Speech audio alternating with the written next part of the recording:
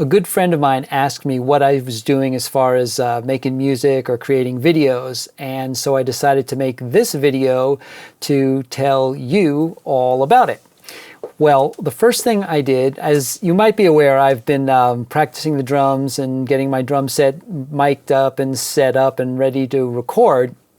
So one thing I noticed is that the snare drum mic wasn't placed optimally. So the first thing I did was change the position of the snare drum mic so that it was rejecting more sound from the hi-hat and picking up more sound from the snare. Or at least that was my intention. So hopefully that worked out well. And then I created a backing track for the song that I want to cover, which is called I Should Have Known Better. It's from the Beatles' Hard Day's Night soundtrack, which is one of the very first records I can ever remember listening to. And this song just always stuck with me. I feel comfortable singing it, so I thought this would be a good one to cover. It's fairly simple. So I started the process of replacing the instruments on there, adding my voice, and basically making it something that I could play along with while listening to as I played the drums. So I started making test recordings on the drums to this backing track and getting the room tuned or the drums to sound decent.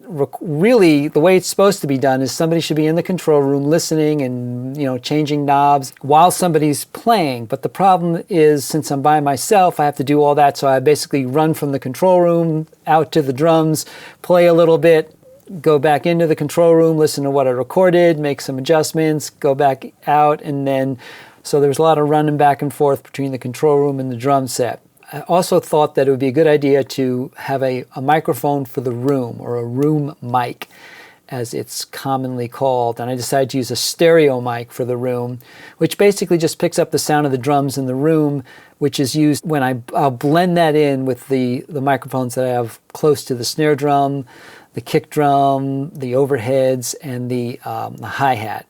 Now that I've got that pretty much dialed in close enough that I feel comfortable, I went ahead and recorded some video of me playing the drums, and it was kind of funny running back and forth and getting there just in time. I had like 9 measures, I think, of click from the time I hit record to when I got out to the drum set. 1, 2, 1, 2, 3.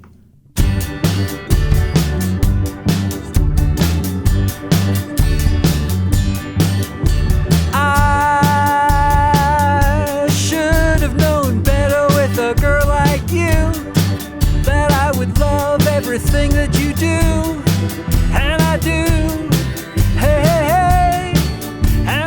All right, so here's what the drums sound like by themselves.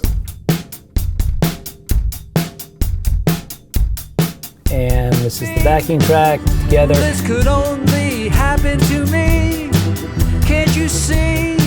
Can't you see? I'm sure there's a smarter, faster, better way to do it, but hey, this is what I was working with. And anyways, this is just a test. Hopefully soon I'll be recording keeper drums, drum tracks that I'm happy with, and then I can really start to put this thing together and film the overdubs of the guitar and vocal and bass and anything else I decide this song needs. Well, there you have it. I hope you're doing great, and I'll talk to you soon.